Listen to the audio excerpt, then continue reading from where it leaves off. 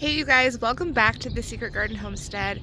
If you're new here, my name is Christina and me and my husband Ryan are homesteading with our family on a little over 1 acre in the Bay Area, California. And it's Saturday morning.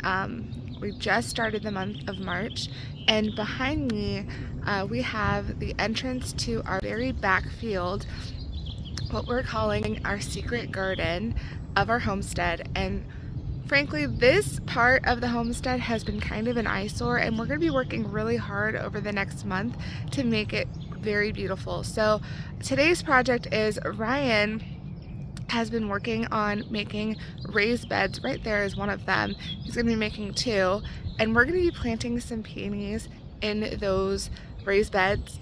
So he's going to be working on lining them, building them, and then obviously putting irrigation to them and planting the peonies. And then in that white pot back there, we bought 4 of those pots from our local nursery, and one for each corner.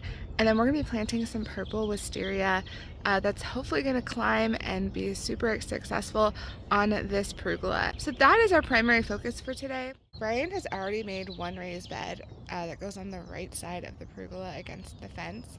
And I've gone ahead and purchased 6 peonies. I'm gonna have a raised bed on this side and then a raised bed on the other side over here. And so Ryan's gonna get started working on the raised bed for over here. And then we went ahead and purchased these pots from our local nursery. We purchased 4 of them, one for each corner of the pergola. And Ryan ended up making the bottom a little bit more open. So we took out the bottom of the pot so that the roots of the wisteria that we're gonna plant will be able to go down into the ground a little bit better.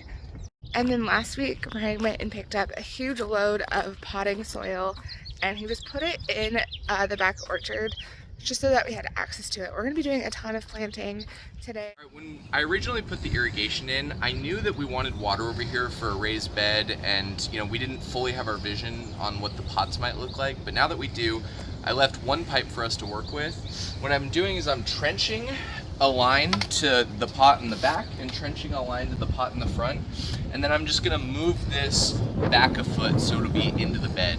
The bed will come out to about here, and then off of this valve line we'll have irrigation to both pots and to the raised bed. Okay, I just walked out here and both beds are done now, and so beautiful. Guys, look at this. Alright, I think what we're going to do now is line them, and then we are going to spend some time doing some hugelkultur on them and then plant our plants. Let me just get this. Alright, I've lined the inside of the planter box with a little bit of plastic, which is just improve the longevity of the wood.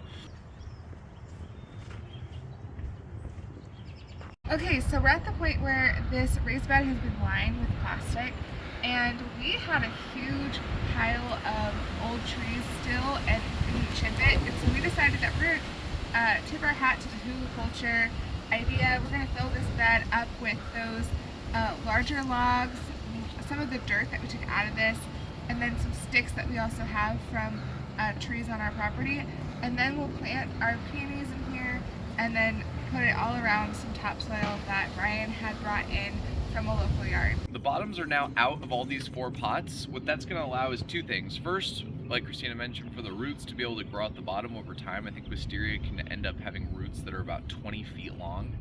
But also it's going to allow me to bring an irrigation pipe, so a rigid Schedule 40 pipe up through the bottom. And that's going to be a structural solution that hopefully we never have to do any maintenance on. Okay, so one side of the pergola is pretty much done. We have the wisteria planted here, and then 3 peonies here. I actually ended up getting both types of peonies. I got herbaceous and I think it's called Ito varieties, and they're just mixtures of like corals, pinks, and whites.